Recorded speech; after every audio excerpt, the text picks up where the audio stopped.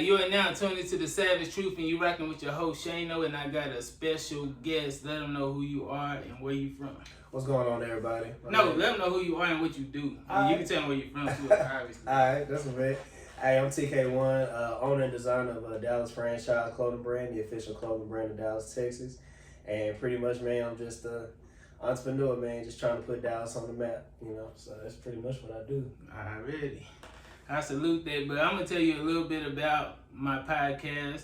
I like to interview like entrepreneurs, aspiring entrepreneurs that inspire me. Yeah, okay. And we talk about like anything from entrepreneurship, relationships, to anything they gotta do with the culture. Mm-hmm. Okay. So that's what this podcast is all about. All right, that's a bit. I'm down. Let's go. Let's get And this a grown folk show, so don't be.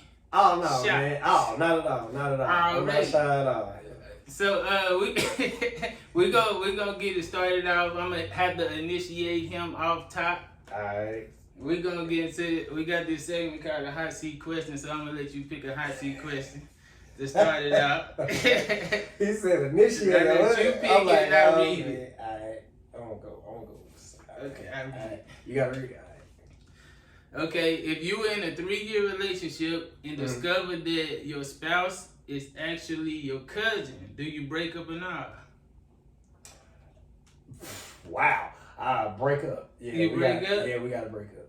Yeah, I don't believe in incest and all that type of stuff. That's not how I was raised. Like, if you my cousin, I'm gonna know something. You know, I ask a lot of questions, man, when it comes to relationships. So like, if I'm talking to somebody, a lot of questions gonna get asked, like where you from, all this type of stuff, and the questions I ask, some gonna click. Like, man, we might be. You know the same people I know, like, you know, some gonna click. So. But you know, like, you can have, like, a family member, like, in Chicago or something, and you ain't never had a family reunion, you never been around them, so you can meet somebody in the world like that you don't know is your cousin. But once you find out, you gotta... Oh, yeah, once I find out, it's gotta be over and done with. Yeah, I don't like that. Because I seen some, a situation to where it was, like, actually siblings that found out that they were siblings and they was already married with kids. Like, what do you do in that situation? They was already married with kids? They was married with kids, and, like, they had the same daddy and shit. I mean, I can't fault them for that, because, like, if they just did not know, like, I would have to know the whole, like, details of it. Like, are they from, like, different places in the world? Or, So, like, they didn't grow up in the same state or nothing like that? Nah, he probably was a Rolling Stone. Oh, man, that's just, like, a once in a lifetime type of thing, man. That's something like that's out of your control unless, like, yeah, man, I don't even know what to say to that. But like in that type of situation, if like I'm already married to the person and we got kids, I mean, what can I do? Yeah, like I'm pretty much all the way in. Like, so you gotta ride it out. Oh, you might as well. Like I'm be like, dang, I'm just gonna be on my knees, like praying to God, like, bro, please forgive me when I get up there. Like, bro, I did not know this. You know, I didn't know this. No, for real. And if you gave me some hints, I'm sorry for not catching them. You know what I'm saying? So, you just gotta ride it out, bro. Nah, I know it's getting good, but do me a favor. Like this video and subscribe to my channel. Enjoy the show. Your brand is Dallas franchise though, right? Mm-hmm. So what inspired you to even be an entrepreneur? So to be an entrepreneur, that came from my dad. My dad was an entrepreneur. He was a contractor. He grew up in Alabama, basically came from nothing, and he basically became a businessman of his own, and he was like very successful. And he provided me a good lifestyle, you know, growing up. And he always told me, like, you know, never want to work for somebody. Nah, for sure. So I took that to heart. And then just watching him go to work every day, you know, doing what he liked to do, buying the things that he wanted to buy for himself, stuff that he never had or wish he thought he would have had growing up. Mm-hmm. And, you know, that basically what kind of turned me on to it. And then I started to, like, as I got older, I started to realize, man, I got a problem with authority. Oh, yeah, for so, sure. You know what I'm saying? Like, a lot of people... When you work for somebody, a lot of people get in that position of power, and you got some people that know how to handle it, and some people that abuse it. Yeah. And I guess I just been around a lot of people that abuse power, and you know they think they can just talk and say and do whatever. So it's just like, man, I can't deal with that. Right. So I was like, I'd rather just work for myself, and you know I can call my own shots. I can do whatever I want to do. I ain't got nobody can tell me nothing. Nah, for sure. You know what I'm saying? So. You gotta be a special kind of person to do that, cause everybody ain't like self-motivated too. So everybody can't be an entrepreneur. Nah, yeah, I started learning that like there's two types of people. There's people that are entrepreneurs and there's people that are workers. You know what I'm saying? Like, it ain't nothing wrong with that. Whatever your purpose is, your purpose. Like, if you working for somebody, as long as you love what you do and you love the environment that you in, that's cool. Like, you living your best life. Yeah. But some people are meant to own their own. That's what they want to do. So I don't fault people for working or being an entrepreneur. It's whatever your purpose is. Pretty much. For sure. So, these days, everybody think they're an entrepreneur, but the pandemic probably drove people to be lazy. I just feel like some people are just lazy. Some people are really with the program, but some people just are lazy. Definitely. They don't want to do nothing. Yeah, that's the thing. I took the pandemic as an opportunity to come up with, basically to get Dallas, because I came up with Dallas franchise back in 2015. Like, I designed the logo back in 2015, and I was just like, all right, this is dope. Everybody liking it. When the pandemic hit, I was like, okay, this is my chance to get like Dallas franchise off the ground. Yeah. You know, like this is time for me to start utilizing like social media, creating a website, all that type of stuff. And that's when I actually like quit my job and I started setting up on the street in Deep Ellum, just random. And because I was working for Target Distribution at one point in time, so I was like, all right, I'm gonna set up, just gonna see how it go. And I went out there my first day and made like $600. That's like a 1 week's paycheck right there. You know what I'm saying? In one day. Yeah. So when I did that told me right then and there, like, all right, if you take this seriously, man, you can quit your job and you can do this. Like, you can get this company, you can get this brand up to where it needs to be, man. Cause like I have like a lot of dreams for Dallas franchise, man. Like when people ask me like, why did you create it? Like, the story behind it and what I'm trying to do with it, it's like, it's real dope, man. Like, so. Yeah.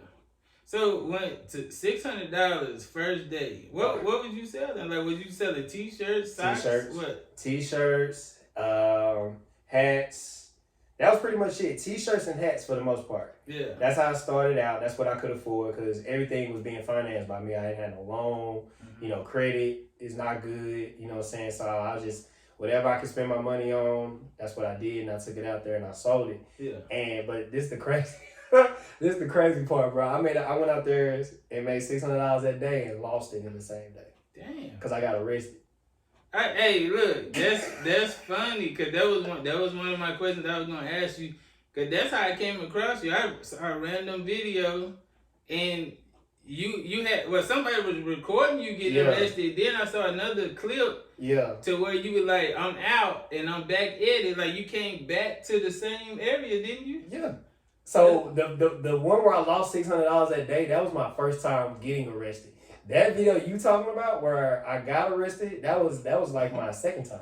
Oh, okay. Arrested. But what they can arrest you? What they arrest you for? What was the charge? Like, so what they trying to charge you? No, so basically like Deep Ellum doesn't like people, entrepreneurs or people coming out there and just setting up on the sidewalk selling their stuff. Yeah. So what they do is they'll have code enforcement come, Dallas code enforcement, and they'll send them to basically say, hey, do you have a permit to set up out here? But this is the kicker.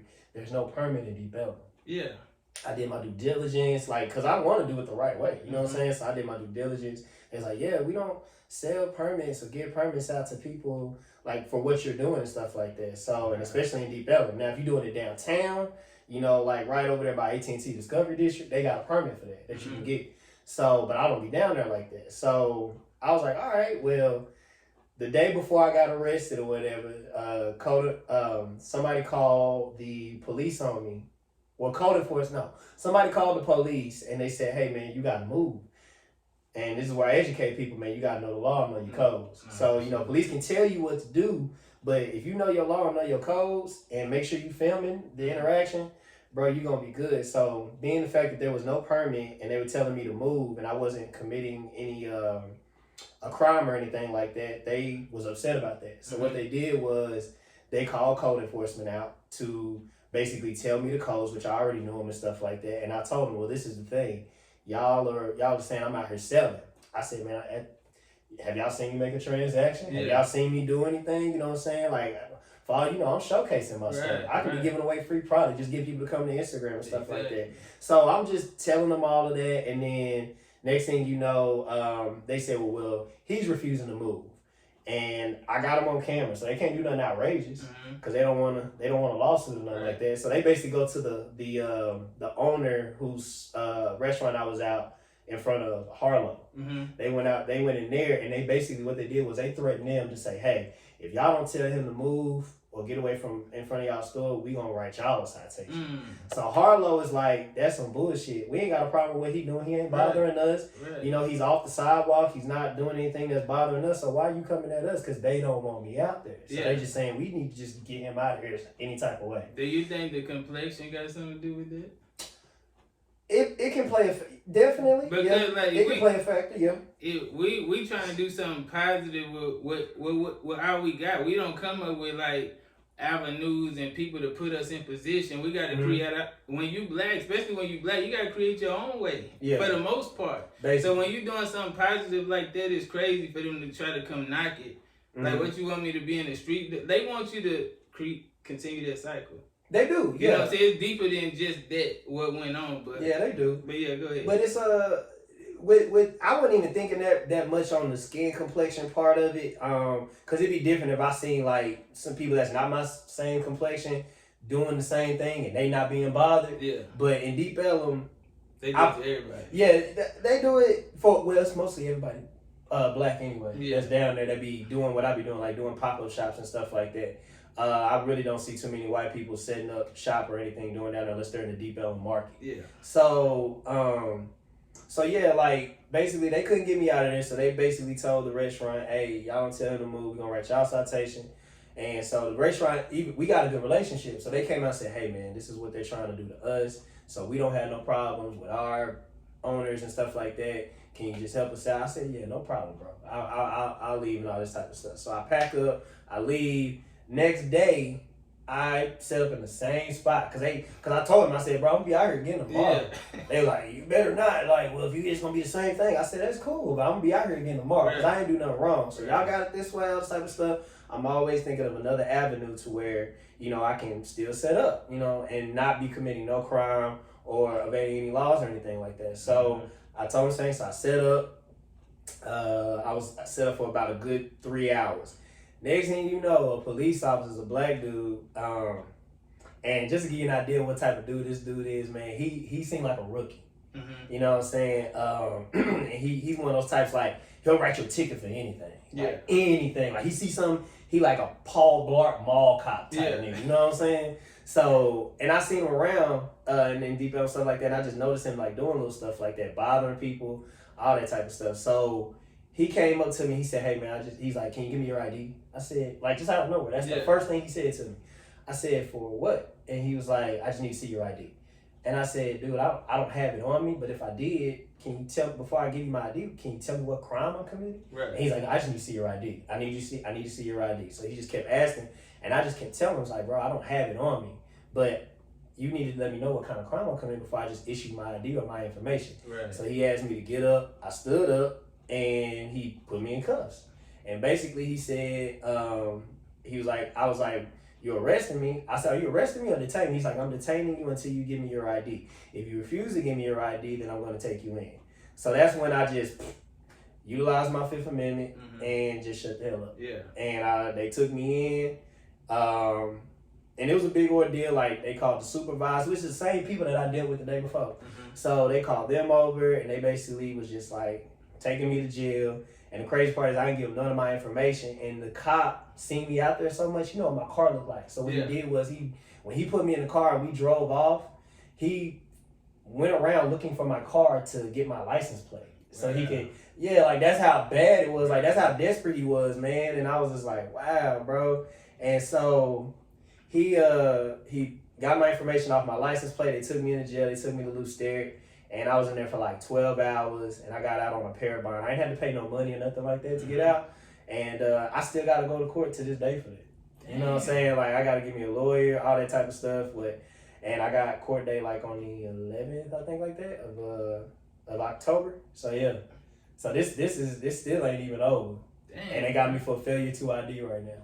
Just because I'm sitting out there, setting up, showcasing my stuff. And you know they changing that law to where if you refuse to give them your information, then they can charge you. I think it's a misdemeanor though. But was it a felony before? Nah, that's why I was asking myself. I saw that. I don't think it was nothing, and they just made that. Yeah. Yeah, they just made that up. I mean, that's cool. A misdemeanor, as long as it ain't a felony. Yeah, for sure. Like, yeah, you know, a misdemeanor ain't too bad. You know what I'm saying? Like, you still don't, now mind you still don't want that on your record or nothing like that. Sure. But if you can avoid that, avoid that. But if it's like a felony, like, yeah, that's a big problem. But when I saw misdemeanor, I was like, oh, I got one of them before. Nah, so you know what I'm saying?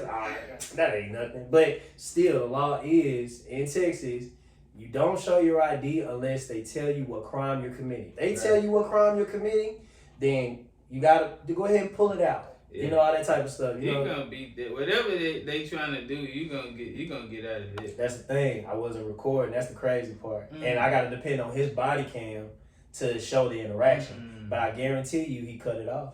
Cause that's what they do, bro. But if they cut their stuff out, they whole thing's supposed to be wiped out. Cause they supposed to have that on. You would think that, but because I was asking when I was locked up, I was talking to like the police officers that was in there, and he, you know, we was talking about like my whole incident and what happened, and I asked him that. I said, bro, y'all supposed to have your body cam on at all time? He said, yeah, it's our policy. Policy and law is two totally different things. Wow. So so when he told me that, when police know they about to do some messed up stuff or they doing something that's, you know, illegal. They're more than likely going to cut their body cam off. Yeah. What you got to do is say, is this recording? You got to be recording. You need to ask them, are they recording? And if they're not recording, you need to be like, turn your body cam on. Because they need to be recording every interaction. So that's our right to tell them to turn their body make sure they turn that on. Yeah. Sure. You know, you live and learn, and you know, I be watching crime videos and stuff all the time on YouTube with people like encounters with officers and all this type of stuff. But at the end of the day, I still got to remember that I'm black, and you know, even though I know the law to a T, you know, they can get me up out of there if they want to. Nah, for sure. And so I got to be very mindful and move strategically, even though I'm pissed off and mad and trying to, you know, be, you know, basically not necessarily saying I need to be disobedient or anything like that, but I'm not gonna, bro, right is right, wrong is wrong. Right. So if I feel like I'm doing everything by the book, or I'm not doing anything wrong, you know what I'm saying, I'm going to contest it. Yeah. But sometimes you gotta take your L's. Nah, for sure. So that's how it be sometimes. Yeah. Man. That's the life of an entrepreneur. For sure. But for anybody that may be like even me, like somebody that might be in that world of selling their clothes or anything entrepreneur, how do they go about getting like they want to get a permit in an area that do give out permits? Like how do they go about it? Do they go to the city? Like how do they do it? They go to so in Dallas there's an office off of Jefferson Street, and that's where they issue out the permits. So you would go there. So if it's like food, whatever permits they do for whatever category you're in, that's where you would go to get it. Yeah. So that's where I had to go because I said I sell clothes. They was like, we really don't have a permit for that. You know what I'm saying? Like there's nothing that we can issue, but then there's no permit in Deep Ellum. When I tell you I went around everywhere trying to find it, I could not find anybody. They kept giving me the run around. Like they said, well, go here, go there. Every time I would go wherever they tell me, there was nothing that they could give me to say, hey, I am legitimate. I am licensed to sell this and do this, what I'm doing and all this type of stuff. So, but you can tell the police, you can tell code enforcement that they don't care. Yeah. They don't care. Because at the end of the day, their job is to basically enforce what they think they're enforcing, which is the law, and then basically take your money. It's like some gangster shit, bro. You selling on our street, like code enforcement, like that's their street, that's their corner. Yeah. So they took your money? No. Okay. I'm just using that analogy. For sure. I'm just using that analogy because how they take your money is what they'll do is they'll write you a citation. Code enforcement writes you a citation, and I think it's like for like $300, $400, $500 that you would have to pay if you are doing what they say you're accused of doing. Right. So so that's basically like them taking your money. Wow. Pretty much, because like I said, my first time in Deep Ellum, I went to jail, and the $600 I made, I had to get that $600 back to get bailed out of jail. That's a cold game. It is, bro. But you know, like some people would quit in that situation, bro. Like you really persevered. you really determined. That's separate. That's the difference. Yeah, that's the difference between an entrepreneur and another person that's just working a regular 9 to 5. Nah, bro. for sure. Because it's easy to quit, dog. I tell people that's why I'm really mindful of the people that I'm around, because everybody's real quick to tell you the negative. Everybody's real quick. It's always, what if this don't work? What if that don't work? What if this don't? Right. I'm like, bro, that's easy to say, but what if it does? Exactly. I need to hear, what if it does? This could work. But exactly. I learned that everybody's not gonna see your vision until the vision is actually working. Right. Everybody's not gonna see your vision, and then when they see the vision actually working, then that's when they want to come around with the positive stuff. But it's like, bro, where was you at when I was starting? You know what I'm saying? With all this positive noise. Now you over here trying to be all positive. Now it's like, I don't even want to be around you. You gonna look at me and stuck up like, oh, that dude acting different. No, I just don't want you in my circle now. Yeah, you got a motive. Exactly. Now I know you got a motive. But I saw you at the Rangers too. I saw you I saw a video of you. I think you was either online or you posted it. But you was outside by the Rangers. Yeah. So like with that, you just post up too? Yeah, so the thing with the Rangers is it was the same type of deal. Normally I really didn't have any problems at the Rangers location. As long as you're not selling anything that has to do with them, with their logos and stuff on it, they could care less what you do. That's hard. So I really never had no problems, but then there was one time where they did ask me, like, saying, like, did you have a permit? And I told them I had to look into it. I was like, Arlington, there's no permit that I need to have. Not one exists. But then I want to say it was probably like 2 months ago, I was at the Ranger game, and they said that there's a temporary permit that you have to get now. So I think that was because of me. Yeah. Because of last year when I was out there. So I think they kind of made or put into effect that there's a temporary permit that you got to get now. But before, I had no problem. As long as you're not selling anything Ranger related. Yeah. With their logos and everything on it, they don't care. What about the Cowboys? How you ever tried that? I did. Oh. I know I don't know if it's Jerry or if it's just the NFL. Nah, bro, they everywhere, bro. I'm telling you, they undercover. I already know. Bro, they undercover. They coming. Like they'll come up acting like they're interested in purchasing what you doing, but all they doing is just looking at what you selling. If they see anything with a Dallas Cowboy logo on it, anything, they will pull out their little badge and say, "Hey, man, I'm with the NFL." Some association, and you're not allowed to sell it, so you're gonna need to take that, or we're gonna have to take it from you. Like that's how they are. Yeah. So, and that's where right there, instead of arguing with them, that's when you gotta know you gotta take your loss. Right. But I respect that though. Like, you don't want to sell nothing Dallas related, but period, they don't. But what if you just selling your own stuff? Oh, if it's like as long as it's not anything with the Cowboys on it, that's all that matters. You can sell your stuff. Wow. As long as it's not anything with the Cowboys on it, that's it. Ah, that's hard. Yeah, you can set up out there, no problem. Like they got a little bridge that connects from Texas Live going to AT&T Stadium, and there'll be vendors out there all the time. Whether they selling food, whether they selling them little toys that little kids be, them light up toys, balloons or whatever the kids want. It'd be different vendors out there, bro, just selling their stuff. But as long as it don't have anything having to do with the Cowboys, like they symbol, their actual licensed logos, you can put Cowboys on the shirt. Yeah. But as long as it don't have no logo on it. Yeah. That's hard. Yeah, you can sell it, bro. Hey, that's the gym. Yeah, bro. And I encourage anybody, bro. Like, just go out there. Like, you sell whatever you're selling. Go out to different places, man. Because I had to realize that. Like, at first I was just like, oh, I just gotta make my website. I'm just gonna start making money. And I was like, no, I gotta get in front of the people. Yep. So every weekend I go to a market. Before Deep Ellum did what they did, I was in Deep Ellum faithfully every Saturday and Sunday. Just set up on the sidewalk, bro. Because you know, like, it's going to be a lot of traffic. Yeah. That's why definitely, yeah. And it gives people, it's called brand recognition. People see that brand over and over and over. And then they're going to start being like, oh, I seen that somewhere before. I seen that. And then they're going to start seeing people with it. Then once the people get behind it, bro, you going to, over time, you're going to start making money, man. I saw, like, some celebrities in your joint. I saw, Errol Spence. I saw Big X the Plug. I saw Trap. Yeah. Trapboy Freddy. Yeah, Trap. Trap is funny, bro. I've done seen Trap on 2 occasions just randomly in the street, whether it was in Deep Ellum or downtown or whatever. And sometimes, like, every time I see him, like, I always, like, you know, just throw him something. Like, just say, bro, when you get a chance, like, you're going somewhere, you're doing a video, something, rock this. You know what I'm saying? And you know, but he's so paranoid because he in that street life, you know what I'm saying? So anytime somebody say his name, he look up alert. You know what I'm saying? Like, he thinking somebody out to get him. And it's like, nah, bro. Like, so I have to be careful when I pull up on those type of celebrities. But EJ, I've known him since we went to see the hit. Like, bro, we go way back. I've known EJ since we were kids playing Little League football together.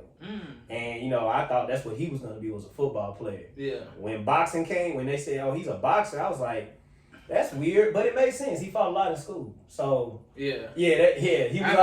I heard. Yeah, and then he transferred to DeSoto, and that's the last I seen him. But that boy was a cold football player, but he always got into fights in high school when he went to Cedar Hill because, you know, he was a younger classman, and he was getting in fights with like seniors and stuff. Yeah. So it was crazy, bro. Like because you know they were trying to bully, they was trying to run shit. So but he's one of those dudes that never backed down. Yeah, for sure. So he had his little clique, and they were fighting. I respect Errol Spence is who we talking about. Yeah. EJ is Errol Spence. Yeah. I respect Errol Spence a lot, bro. But I hate that so many people turn their back on him when he lost. Like that.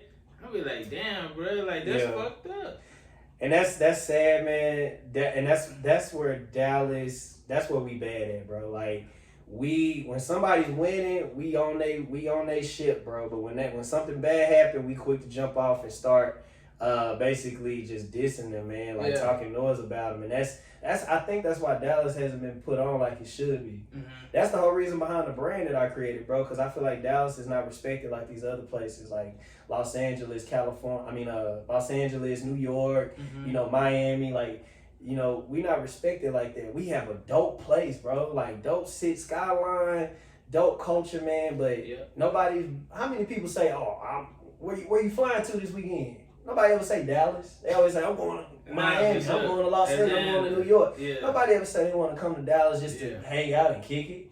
You know what I'm saying? So I was like, bro, we got to change that. Nah, for sure. So, yeah, but I don't like it either. I saw Rainwater talking about it, you know, and I couldn't follow him for what he was saying. He was right, bro. Yeah. He was right. But I'm one of those people, like, because I know EJ personally, you know what I'm saying, just growing up and stuff like that, as soon as bro, that's one thing about Dallas.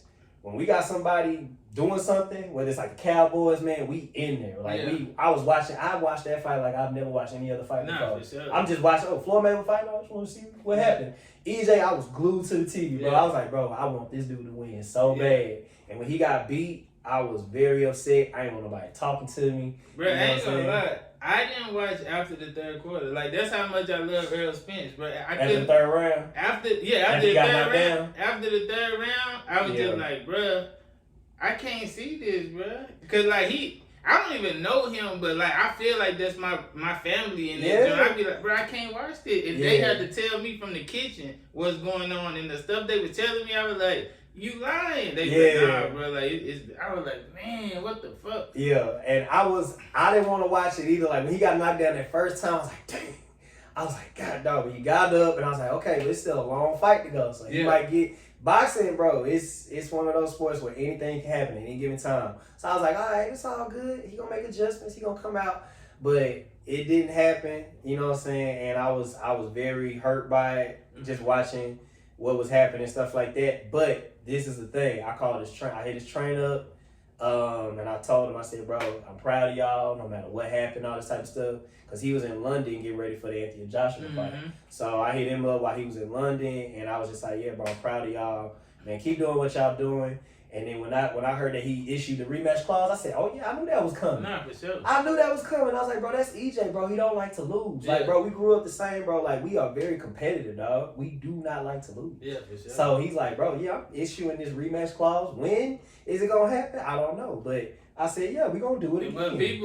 But people act like he ain't got a chance.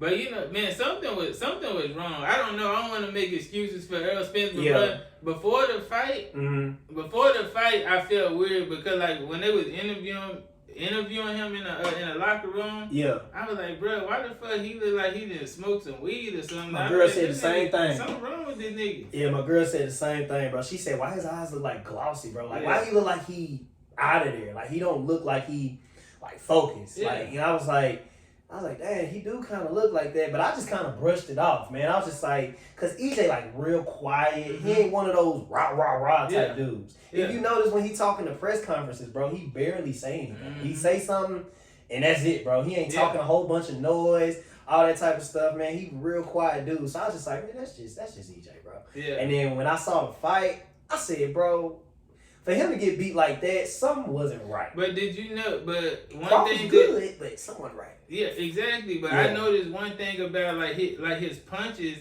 Like I can tell, like his punches didn't look like they had shit in them. Yeah. Like that's why he was just walking through them. But even besides him walking through them, it just looked like he didn't have shit on his punches. And Errol Spence hit hard them off. Everybody know that. And I was like, it's nothing on them punches, bro. I think what a lot of people are saying is, and because I'm not into boxing like that, but when they say you go down to like when weight classes and stuff like that, because he had to go to 147. Yeah. He normally at 154. Yeah. So you got to go down, and people be thinking like, oh, that's just 7 pounds. Yeah. I mean, like, bro, but you got to stay at that weight, and you got to keep conditioning, stay at that weight on top of conditioning for a fight. Yeah. So it take a lot out of you, energy, all that type of stuff. So that might have played a factor, but I'm not taking anything from Terrence Crawford. As much as I love EJ, Terrence Crawford, bro, I was scared for EJ going into that fight because I know he was going into a fight with another dude that was like him. Nah, for sure. You know what I'm saying? It wasn't the fact that I didn't think EJ could beat him.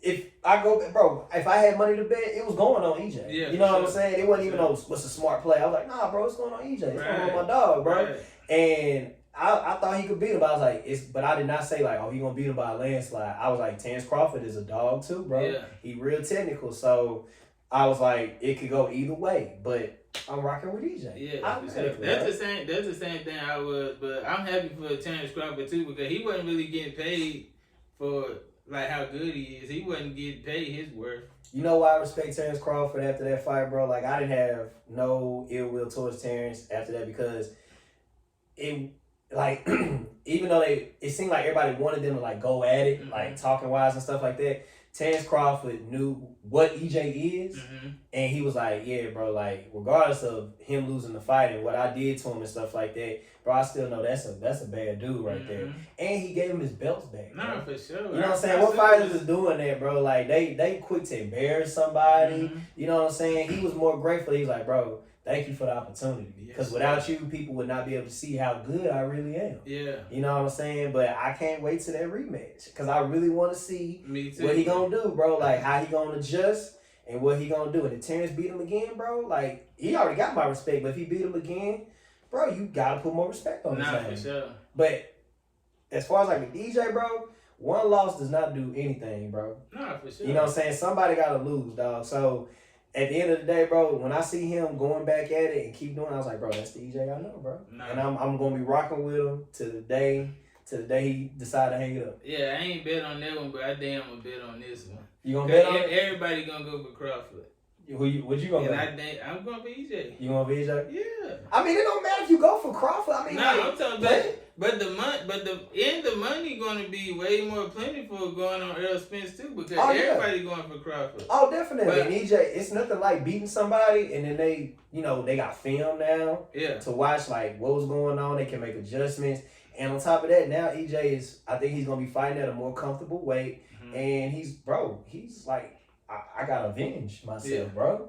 Especially everybody talking noise, man. I got to avenge myself, bro. I ain't going to be doing that like that. Yeah. It's real. I can't wait. I can't but wait. I hate that we even talked about that because that just made me sad all over again. Yeah. So for that, I gotta put you back in the blender.